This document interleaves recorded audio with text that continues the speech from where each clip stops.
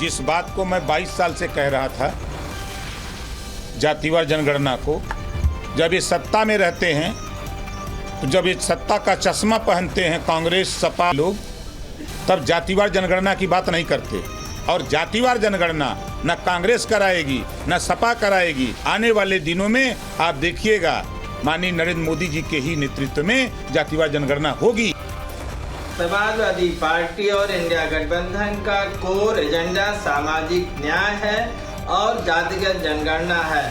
Samajwadi party हमेशा मानती रही है कि जिसकी जितनी संख्या है उसकी उतनी हिस्सेदारी मिलनी चाहिए।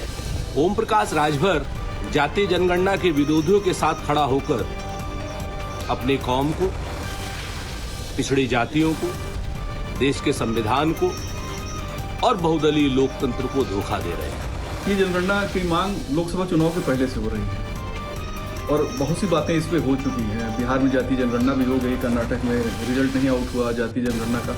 लेकिन इसमें जो सबसे बड़ी बात है कि ओबीसी और एससी में जो ज़्यादा आबादी वाली जातियां हैं उनकी तो राजनीतिक तौर पे चिंता हो जाएगी क्योंकि वो वोट बैंक है। लेकिन जो कम आबादी वाली जातियां हैं या जिन जातियों ने जनसंख्या नियंत्रण के साधन इस्तेमाल किए और अपनी आबादी को बढ़ने नहीं दिया, उनके हक की चिंता कौन करेगा। तो ये बयान आपने सुन लिए हैं और इसी के साथ ये भी जान लेते हैं कि आज की बहस हम क्यों कर रहे हैं। दर्शकों के सवाल क्या है जो न्यूज स्टेट तमाम जो पार्टी के प्रवक्ता हैं उनसे पूछेगा। सबसे पहले उपचुनाव की लड़ाई जातिगत जनगणना पर आई, क्योंकि हमने देखा है हमेशा ये हुआ है चुनाव के समय जातिगत जनगणना को लेकर कई तरह की बयानबाजियां एक बार फिर सामने आने लगती है। विपक्ष का जाति वाला दाव जिताएगा क्या उपचुनाव, ये बड़ा सवाल है। यहाँ पर जातिगत जनगणना पर आर पार सरकार कितनी तैयार, जाति याद दिलाओ सियासी लाभ पाओ। जाति जनगणना पर जोर, केवल सियासी शोर।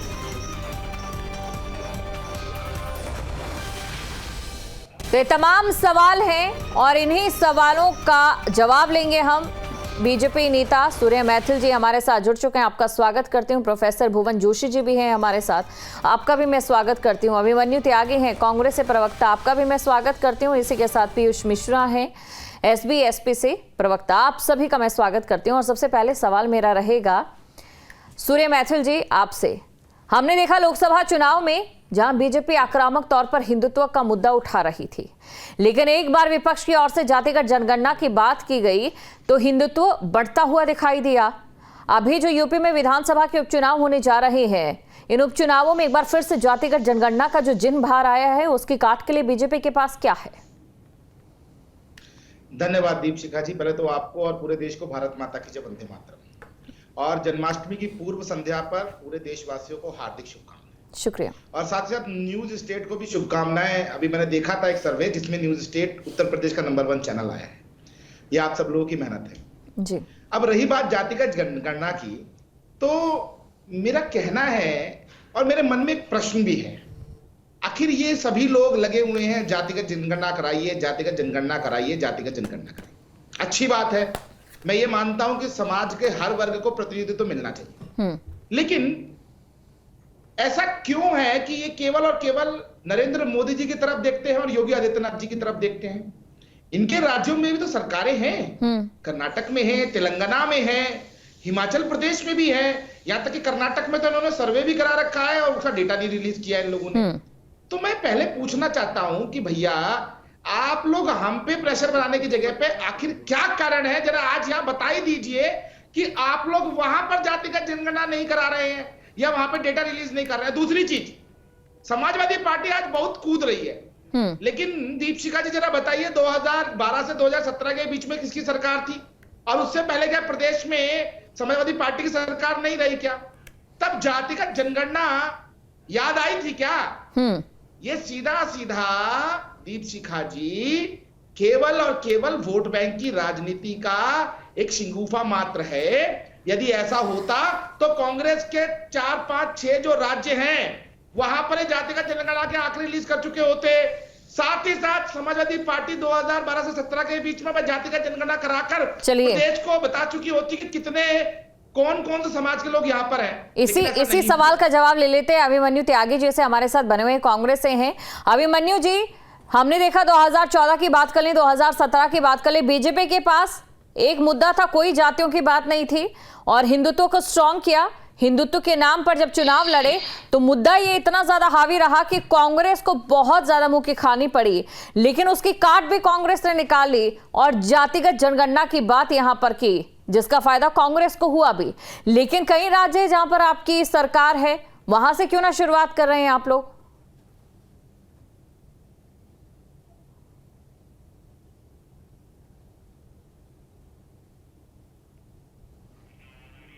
अभिमन्यु जी, आपको आवाज आ रही है? आपके पास हम लौटेंगे। प्रोफेसर भुवन जोशी जी भी हमारे साथ जुड़ चुके हैं। प्रोफेसर जी, आपसे मैं समझना चाहूंगी, यही बात तो आपके लिए भी है, आपकी सरकार भी रही है यूपी में, जातिगत जनगणना की बात तब क्यों नहीं आई है सामने? क्या ये एक तरीके का आपकी ओर से एक टर्नओवर है बीजेपी के लिए, क्योंकि हिंदुत्व का जो मुद्दा है बीजेपी काफी हावी तरीके से पेश कर रही थी और इसमें बीजेपी को फायदा भी हो रहा था? दीपशिखा जी, पहले तो आपको भारतीय जनता पार्टी की जो बात आपने हिंदुत्व की कही है, सही जवाब दे दिया है उत्तर प्रदेश की जनता ने अयोध्या में और केदारनाथ में। आज जो मुद्दा है वो विकास का मुद्दा है, युवाओं के रोजगार का मुद्दा है, महंगाई का मुद्दा है और महिलाओं की सुरक्षा का मुद्दा है, किसानों का मुद्दा है। ये क्या कौन मैडम कैसे भुवन जोशी जी, आप अपना जवाब कंप्लीट कीजिए। Madam I mean A comedy show. आप जवाब दीजिए। कॉमेडी बता रहे हो आप?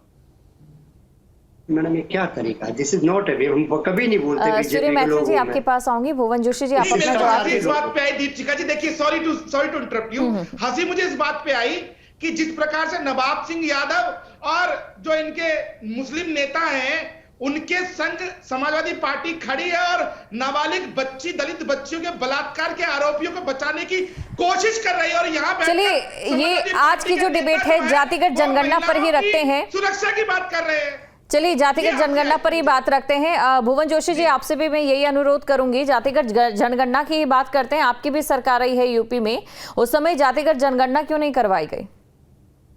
दीपशिखा, पहले तो एक थोड़ा सा शिष्टाचार सीखने की आवश्यकता है। भाजपा से तो मैं आशा नहीं कर सकता क्योंकि आप कैप्टन हैं आज की, क्योंकि आपके लीडरशिप में सब लोग पैनलिस्ट बोल रहे हैं।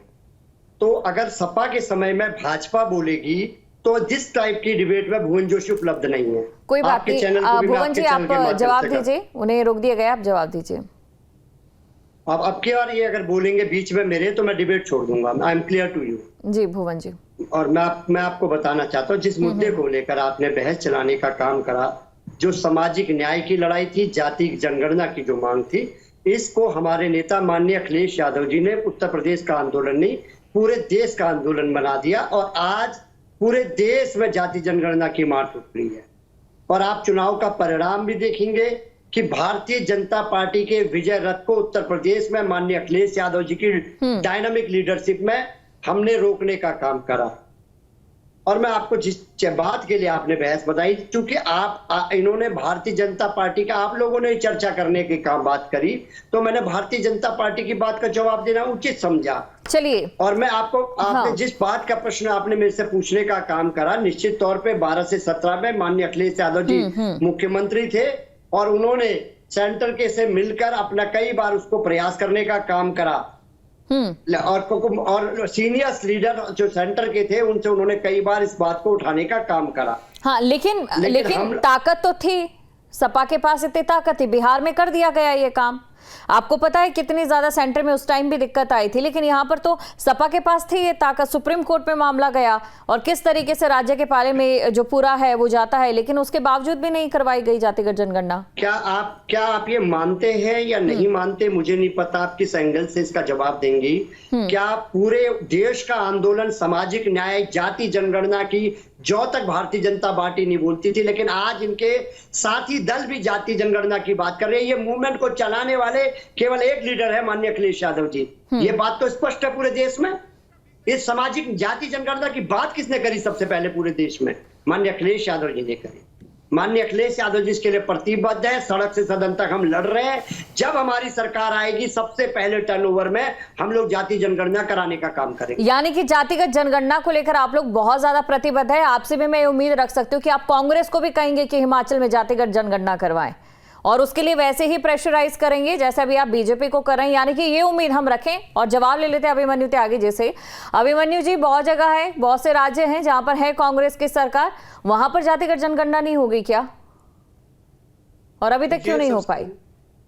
सबसे पहली बात ये है जी, कांग्रेस पार्टी ने, हमारे नेता राहुल गांधी जी ने इस मामले को उठाया, जातिगत जनगणना को।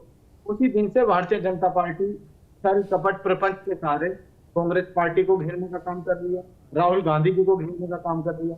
और राहुल गांधी जी ने तो जो संवैधानिक तौर पर जो आरक्षण मिला हुआ है उसी को तो मुद्दा बनाया हमेशा से।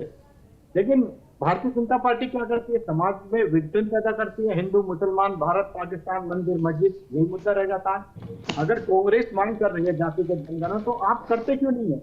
अगर यहाँ की देश की जनता यह चाहती है कि जातिगत जनगणना हो और जिन लोगों को, जिन तबकों को आज भी जिनको लाभ न मिला हो उनको मुख्य धारा में लाया जाए, तो इसका तो स्वागत किया जाना चाहिए। अच्छा सरकार, मैं सुप्रीम कोर्ट की यहाँ पर बात करना चाहूंगी। सुप्रीम कोर्ट ने कहा था जातिगत जनगणना को लेकर तो नहीं, लेकिन क्रीमी लेयर के आरक्षण को लेकर कहा गया था। सुप्रीम कोर्ट का एक सुझाव था कि क्रीमी लेयर पर थोड़ा सा ध्यान देना चाहिए। आपने कहा कि जो तबके अभी भी विहीन है संसाधनों से, चीजों से, उन्हें मुख्य धारा में लाया जाए। लेकिन क्रीमी लेयर पर जब सुप्रीम कोर्ट की ओर से बयानबाजी की जाती है, चलिए बीजेपी से भी सवाल पूछूंगी, लेकिन तब भी कोई कांग्रेस का ऐसा बयान नहीं सामने आता है, तो क्या इसको वोट बैंक की राजनीति ना समझे जाए जो कि सिर्फ और सिर्फ जाति पर आधारित है? कोई मतलब नहीं है कि क्रीमी जो बाकी लेयर हैं वो मुख्य धारा में है या फिर नहीं है किसी तरीके से। देखिए, मैं कहना चाहूंगा इस मामले में, क्योंकि सरकार में भारतीय जनता पार्टी है, तो ये बेहतर तरह से बताएंगे कि जो माननीय सुप्रीम कोर्ट का आदेश है उस पर ये क्या काम करने जा रहे हैं। जब हमें पता लगेगा विपक्ष के तौर पर, हमें लगेगा कि कहीं जनता का अहित हो रहा है, तो हम अपनी बात रख पाएंगे। तो यानी कि विपक्ष के तौर पर इसकी चेतना जागृत होने का इंतजार करना पड़ेगा।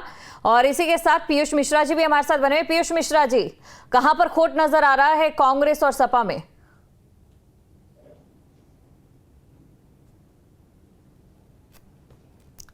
शायद पीयूष मिश्रा जी आपकी आवाज नहीं मिल पा रही। जी पीयूष जी। दीपिका जी, आपको मेरी आवाज मिल रही है? हाँ बिल्कुल मिल रही है, बोलिए। देखिए दीपिका जी, ये मेरे हाथ में एक पेपर है, इसको जरा मैं चाहूंगा कि कैमरा मैन जरा इसको जूम कर दे और एक बार मैं शुरू से पढ़ा रहा हूँ। ये 3 अक्टूबर सन 2013 का ये न्यूज पेपर है। साफ साफ लिखा है, क्या क्या पढ़िएगा।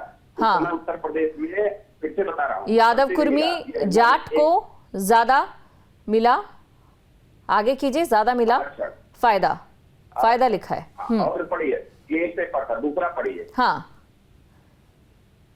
एक मिनट, फिर से पढ़ा रहा हूँ, पढ़िए जी। कीजिए आप। लाभ पा चुकी जातियों पर,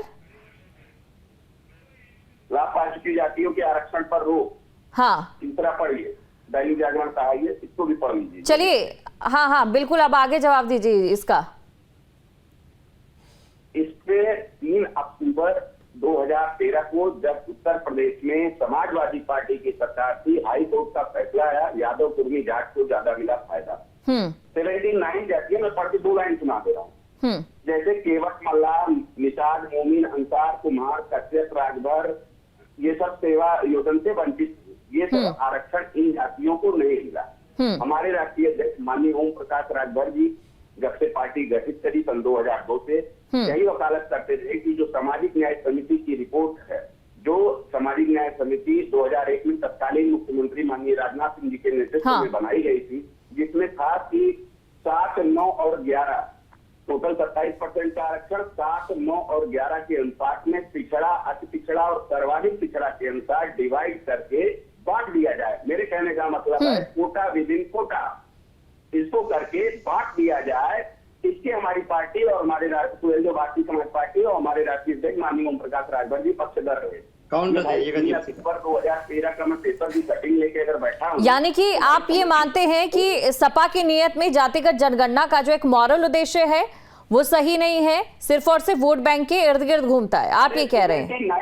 जातियां आरक्षण नहीं पा रही थी 2013 में। ये हाईकोर्ट का कहना है। मैं सिद्धर की कटिंग लेके बैठा हूँ। सरकार थी भाई उत्तर प्रदेश में, कौन था मुख्यमंत्री? आपने तब क्यों नहीं जाकर जनगणना कराया जब हाईकोर्ट ये रूलिंग करते फैसला दे रहा है, कमेंट कर रहा है कि 79 जाति आरक्षण से वंचित है, तब आप कहाँ से हो रहे थे? और आज आपको सो के उठने के बाद याद आया कि जातीय जनगणना करानी है। कहाँ से दूसरा लाते हैं? चलिए यही जवाब सूर्य मैथिल जी के पास भी चलते हैं। उन्होंने पहले कुछ कहना चाहा था जब सपा के प्रवक्ता कहते। सूर्य मैथिल जी, आपसे मैं पूछना चाहूंगी कि क्रीमी लेयर वाली बात, बीजेपी का क्या पक्ष है? बीजेपी जातिगत जनगणना के साथ है या जातिगत जनगणना के खिलाफ है?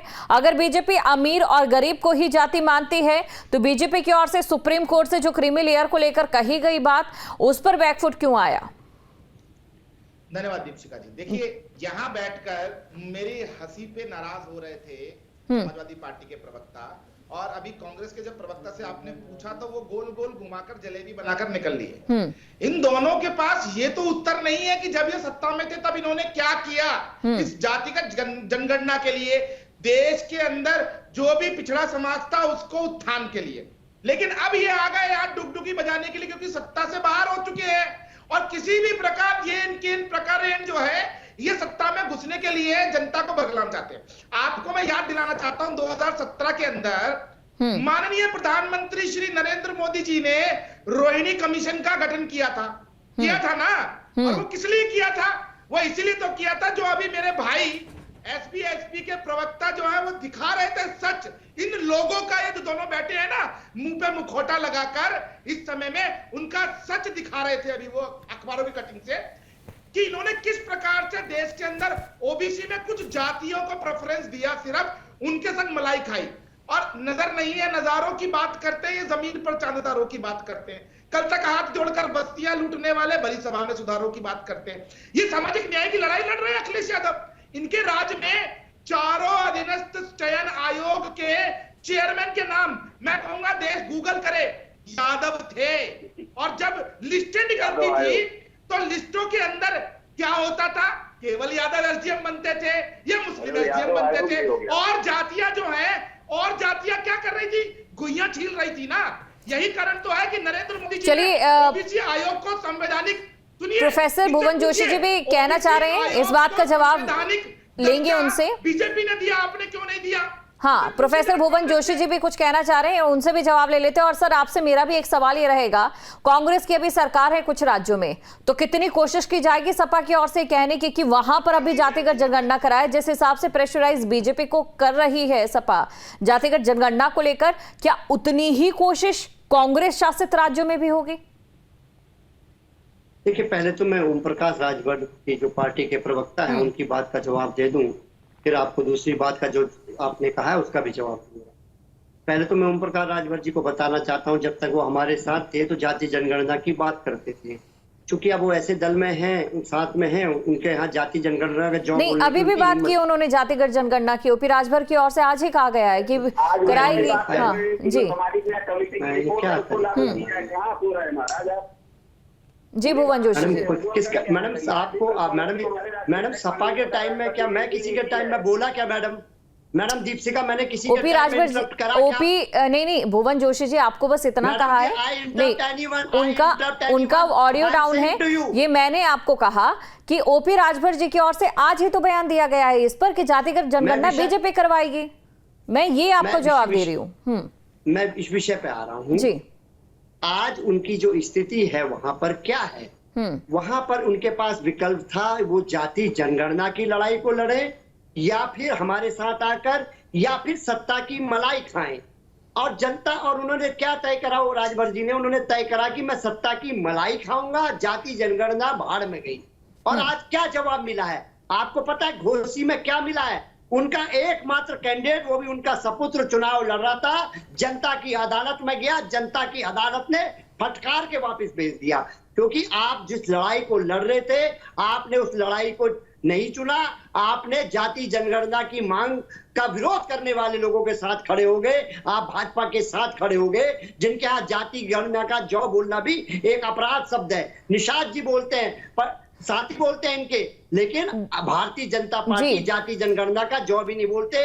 जी बिल्कुल भुवन जी, ये जो चेतना और ये जो सेंसिटिविटी है जातिगत जनगणना को लेकर, चाहे ओपी राजभर के खिलाफ अभी निकलकर सामने आ रही हो या फिर बीजेपी के खिलाफ निकलकर सामने आ रही हो, मैं वही आपसे भी पूछना चाहती हूँ कि क्या कांग्रेस शासित राज्यों में भी इतना ही दमखम सपा दिखाएगी, कहेगी कांग्रेस को? कब तक आएगा अखिलेश जी का ये बयान सामने? कोई जी दीपशिखा जी, हम समाजवादी लोग हैं, जवाब से नहीं भागते। मेरा आप ही का जवाब देना था, क्योंकि पहला जवाब राजभर जी का प्रवक्ता को सुन लिया था, उनका देना था।